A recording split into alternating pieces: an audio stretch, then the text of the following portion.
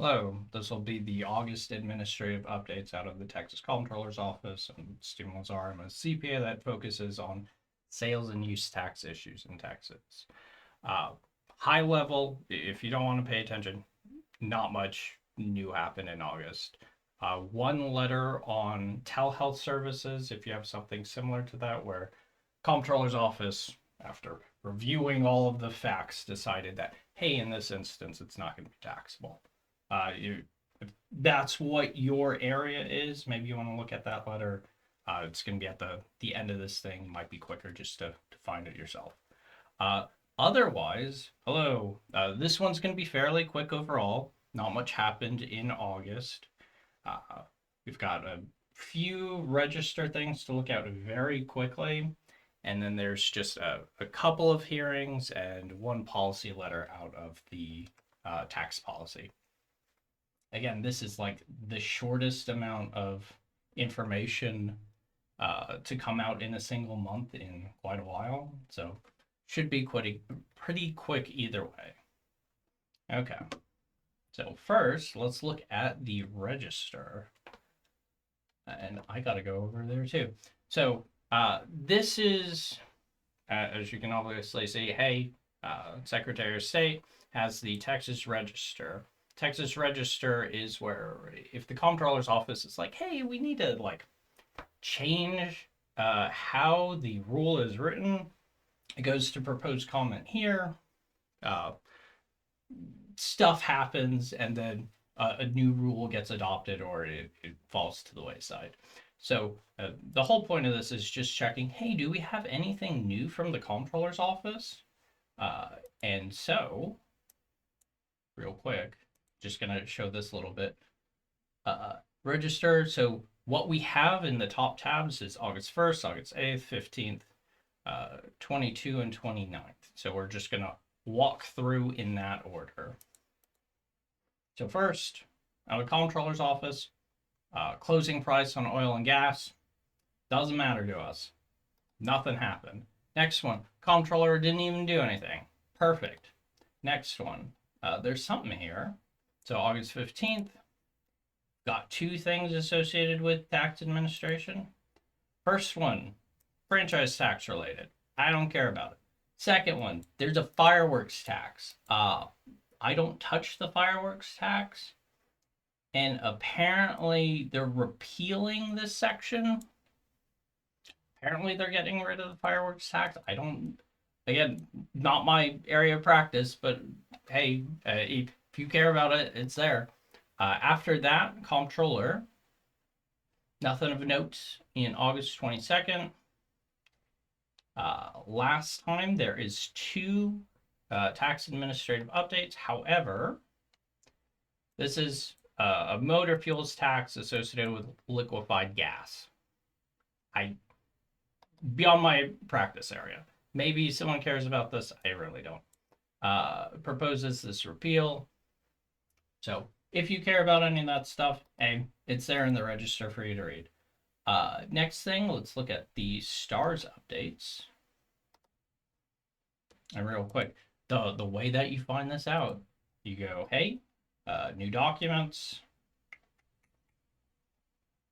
August, search. And so, as you can see, this is a fairly small amount. Let's go to July real quick, just to show July. Where are your sales tax? We got a bit. But August, we don't have a bit. We've got one letter and two hearings here. First one, let's close these. Let's open it from here. First one is this telehealth services policy letter. Basically, they said, hey, we do all these telehealth related services, and it seems like they're focused on gut health. They have interesting, and to be clear, I've read this a number of times. I'm trying to give a good summary here. So we have this service. It's for gut health. Part of this service, we give you kits and other testing, tangible personal property, as a part of that, but the core of it is, hey, we have various services, health questionnaires, online medical profiles. In your head, you might be like, okay, medical as well as possible information services related issues, educational content, videos, recorded webinars, uh, edging on data processing on this sort of stuff, slightly tangible personal property area. The service can be accessed. Oh, enrolled members get physicians, dietitians, non taxable professional services. As part of these bundled services, this care team, your gut health coach is amazing. In addition, enrolled may access a collection of articles. You get to see some videos. And then there's these tangible personal property kits for some reason. They do not require a prescription and are processed by a third party lab. So they said, hey, is this taxable? Is this as a whole taxable? No, it's not. And one of the things that I found irritating is that we've got test kits taxable, and they just say no broadly. They do go down later to say, hey, test kits, it's an ancillary service. It is tangible personal property. You don't sell it. It goes into more detail on this. If you've got this specific area of data processing issues, what we've seen out of the Comptroller's Office post original legislative session 2025 is, hey, we're trying to be more normalized with this. Like, we're not trying to how do I say, the fight that was going to happen didn't happen, so we're trying to be reasonable here, is my take on it. Other people could have different opinions on it, but so that's the thing associated with telehealth. Next hearing, or first hearing, we've got Alberto Cruz with Kimberly LaFleur. This is associated with, oh, it's this one. So this one is interesting, and this is like, hey, a lot of these are pretty pro Comptroller's Office. This one is exceedingly pro Comptroller's Office. Petitioner requested redetermination, contending that the search engine optimization SEO services were non-taxable. It was not explicitly deemed taxable until this policy document. It doesn't say it here, but the comptroller put out a policy document in March of 2019 saying SEO is taxable. And this taxpayer saying, hey, there wasn't guidance written before that saying it was, so we assumed it wasn't. Not a strong argument. They obviously, she probably goes into the details here, but specifically, if a governmental agency doesn't explicitly say something is taxable, that does not mean it is not taxable. Like, this was a fairly weak case, and that's probably why it ended up in SOA. Probably didn't go further than SOA, and the Comptroller's Office was like, "Oh yes, great. We have another case that says we're right and the taxpayer's wrong. Very cool." Yeah, probably this should not have gotten this far. They talk about the detrimental reliance aspect of it. Likely, this is where they're saying, "Hey, the Comptroller's Office doesn't need to say everything that they're doing." So if you're looking for that, this is at least interesting from that perspective. Beyond that, nothing else really here. Last one, and this one says index by tax type only. So this has a very specific meaning. And let's show you that meeting now. But I do want to just note Molly Ann Buchanan and Kenesha Washington are the two people associated with this. Let's see. Convenience store was audited for sales and use tax.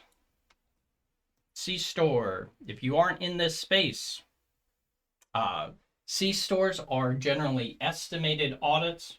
They are extremely pro-state in the implementation of the procedure, and they, as an industry, do not have their act together to fight these things. So generally these, if they don't have representation, they come to SOA to die and owe a ton of money. That's basically it. Okay, so what's going on here? Petitioner requested redetermination saying, hey, there's problems with this audit. Petitioner also contends the audit doesn't account for all of these things. Petitioner failed to show audit error and that the assessed penalty should be updated. The ALJ says the assessment should be upheld. This is basically it.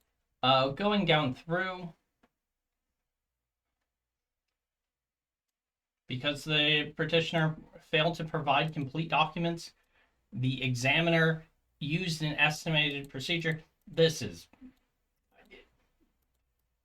I have, I didn't represent these people. That does not align with actual procedure. That's just not how it is. So it's very fun that this was Kenesha, right? It's very fun that Kenesha said that's the situation. On the ground, that was very likely not what happened. Assertions, pleadings, sufficient. Staff evidence did this.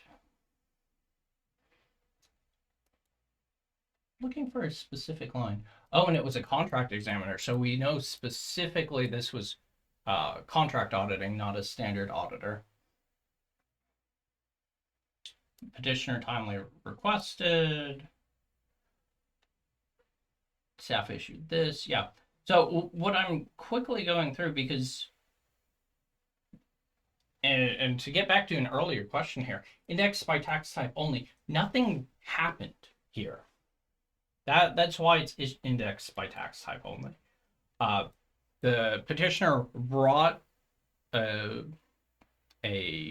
petition for redetermination and then didn't do anything besides make assertions. They didn't bring evidence. Yes, here's the exact line that I was looking for. Petitioner did not provide evidence for the hearing. Hey, if you're going through an administrative hearing, you kind of need evidence. So generally you see a large stack of these over the year that just says, hey, we have a C-store, a liquor store. They didn't provide any evidence. We agree with audit. So that's what we saw out of the comptroller's office in August. Overall, not too much stuff. If you have any questions, let me know. Otherwise, thanks.